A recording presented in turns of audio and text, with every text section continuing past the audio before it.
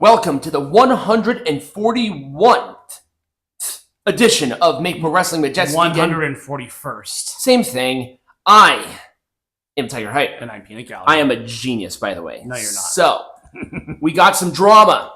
The drama, though, is kind of involved with the larger topic. Yeah. So I'll just kind of go through the little things.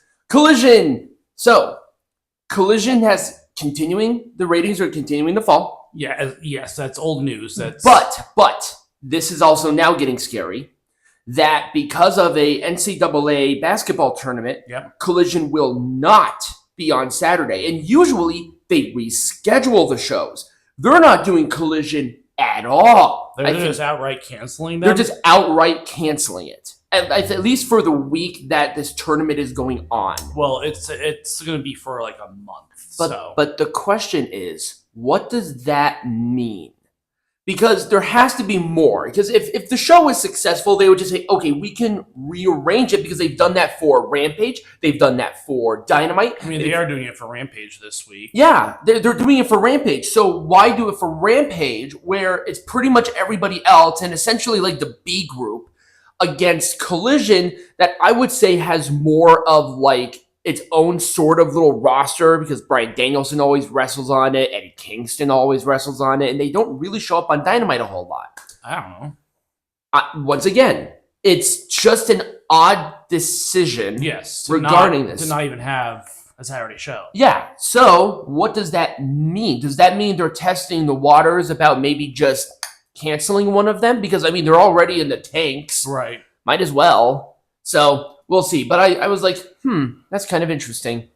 Brock Lesnar plans. So, once again, overcompensating, so I'm going to hit it briefly. Yes. Now, I'm not sure if it's confirmed, but apparently there are some situations where Brock Lesnar is going to be involved in some creative plans. Yes.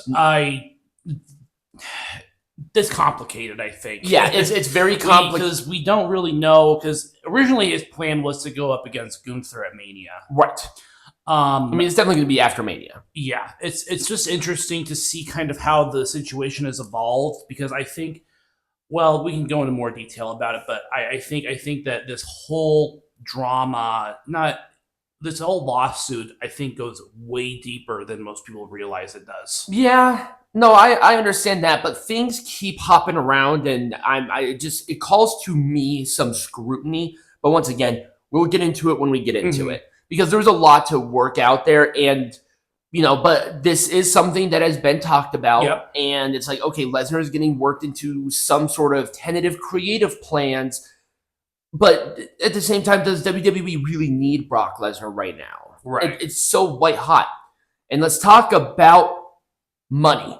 Not just money, but this out of absolute control spending. Yeah. Oh my God. I did not $10 million a year for Mercedes Mone, and it has fallen, broken its hip, and somehow subsequently set itself on fire. I mean, she's being paid like Brock Lesnar money. She's getting paid more than Brock Lesnar, right? I believe at the height of the amount that he was making, just I think he was salary. Making $9.5 million a year just on the base, and that doesn't include merchandise or anything. I mean, the merchandise was offshooting that because Lesnar's merch was flying off the shelf, especially with Suplex City. And Mercedes and all the wrestlers in AEW, they control their own merchandise, so they get higher merchandise sales because they're largely in control of it. Right, but Mercedes Mone is just one of the three signings. I think Ospreay's getting paid $3 million a year. No, Ospreay's getting paid $1.9 million a year, and Okada's getting paid $3.4 million a year. This has to stop. It has to. This is a perfect example of money does not fucking solve everything. Right. Because they're throwing money at it, and guess what the ratings did? Less than 800 again. It was like 798 when it's all said and done in a .27 demo. A .27. Do you honestly realize how absolute quickly Dynamite's ratings are going to be under NXT? NXT had 634. this last week. And their highest paid person is probably making 6, but not 8. She's making 8 figures. Yeah, that's...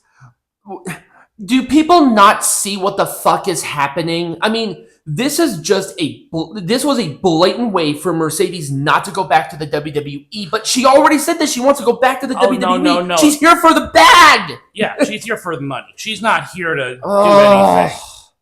I'm so tired of these morons thinking that this is the golden ticket. This is the golden ticket. And if you come at me with Hulk Hogan, there is a big difference between Mercedes Mone drawing power and Hulk Hogan circa early 90s drawing power. Oh, yeah, because he was already a draw. People were going to watch him regardless of where he went. Exactly. And that's because the WWE essentially made him into a megastar in the 80s. Yeah, they know how to build their own stars. AEW is just buying them and saying, okay, go. They don't have the creative chutzpah to make it. Right. Now, Mercedes might be a different situation. I doubt it, because she doesn't know how to... She kind of sucks. The promo was terrible. Yeah. She's just going to go back and talk again. Right. Literally next week, she's going back to talking. Is she going to be paid $10 million a year to fucking talk? I mean, that's what they did with Adam Copeland for a long time. Oh my, that's right. Yeah, Adam Copeland spoke at like every show. Right, and now Adam Copeland is not a shiny new toy anymore. Yeah, he's not the shiny new toy. He's just another fucking guy. Yeah. God, I'm so tired of this. And he was a megastar in the WWE, so... And guess what fucking podcast predicted all of this months ago? We fucking did. We knew this was going to happen. We literally even said that Tony was going to get desperate and start throwing around fucking money. Yeah. But now, guess what the next step in the fucking cycle is going to be? There's going to be another asshole who's going to step in and say, okay, we got to cut this shit. Right. And the only other person who can tell Tony, no, play with the toys you have, is Shahid. But Shahid, he raised... He's not looking at this. No, he raised a spoiled child. God. He has no idea. Yeah, it's ridiculous. He's the only thing that's going to happen is that, how are you going to fund this thing? You're going to have to sell the football club. That's not going to fucking happen. It probably makes them more money. Yeah. You're going to have to sell the fucking Jaguars. That's not going to fucking happen. It's the Jacksonville fucking Jaguars. Right. Shahid, the only way that he is going to look at this out of control, so he's not paying attention. He has other things that he's doing, and Tony Khan fucking knows it. He is one man. The only way that this is going to happen is that Shahid is going to look at that asset, or he's going to say, oh shit, I need to sell something. It's the moment that he has to sell something. Right. To keep this company afloat is when he's going to look at the financials and fucking drop dead. And saying, why are you paying the worst of the 4 horsewomen, the worst one, almost all the rest of their salaries combined? Right. God. So that's it. That's my rant. God damn it, dude. I hate people online saying that this is the golden ticket. It's not. There's nothing about this that's one person is not going to save this division. Right. Everybody else, look at Riho and Willow Nightingale's match. It was a botch fest and a half. It was okay, but was it really main event? It's not main event.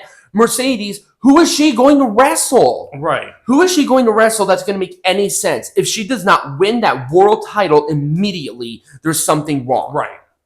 But no, now she's going to go play around with the TBS champion. The secondary title. What? And she's in a program with Willow Nightingale, who can't even sniff. You know why they're doing this? You know why? Why? Because she's the only other that I can think of. No, there were a few others. It's the only one that they use consistently. Skin color. Oh, yeah. Why? Deonna Purrazzo's dead in the fucking water. Oh, yeah, no, well, yeah. Tony Storm has no actual challengers other than Mercedes, and they're not doing that. They're absolutely not going to do that. No, and we can talk all day long about how terrible this feud is going with Timeless. Yeah, absolutely. I mean, that might be a thing for another day because we have to figure out topics for the rest of the month because there's nothing until Mania. Right. So that is my rant. I just wanted to brush up on it because it's getting, people need to look at this absolutely constructively and stop stoking the flames of Tony. Right. He is watching you. Right. And you jerking him off is not helping anybody. Right, because he's going to make more brain-headed decisions. Yeah.